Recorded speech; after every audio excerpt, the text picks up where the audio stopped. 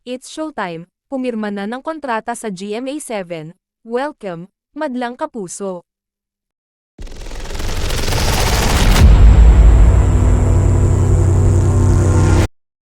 Naganap na, yes, totoong-totoo na nga na nasa GMA7 na rin ang It's Showtime na siyang papalit sa Natsujing tahanang pinakamasaya.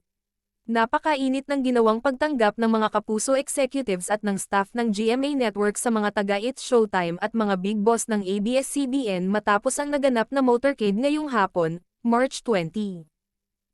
Nagsimula ang motorcade mula sa ABS-CBN compound at binagtas ang ilang kalye sa Quezon City hanggang sa makarating sa building ng Kapuso Network. Ibinandera ng GMA7 at ABS-CBN Corporation ang kanilang makasaysayang kolaborasyon sa pagpapalabas ng It's Showtime sa Kapuso Network mula Lunes hanggang Sabado, 12 noon, simula April 6, 2024.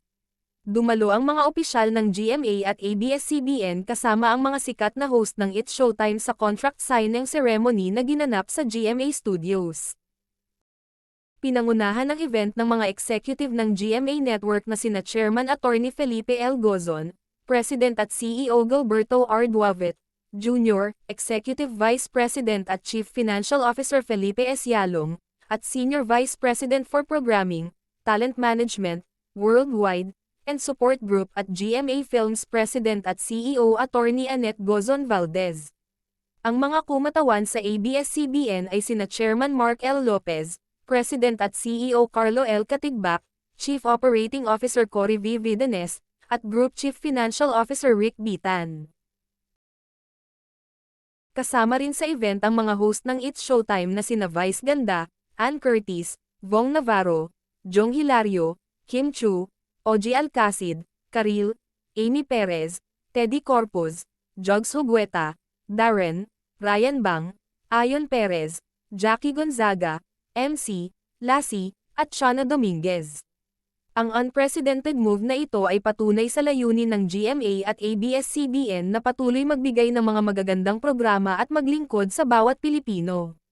Malugod na pagtanggap ang ipinaabot ng GMA Network sa It's Showtime at itinuturing ito bilang welcome addition sa patuloy na dumaraming programa nito para sa kapuso viewers sa loob at labas ng bansa. Taos-pusong nagpapasalamat ang ABS-CBN at It's Showtime sa GMA Network sa pagbubukas nito ng pinto at pagbibigay ng bagong plataporma para makapaghatid ng entertainment at saya sa mas maraming manonood sa buong bansa.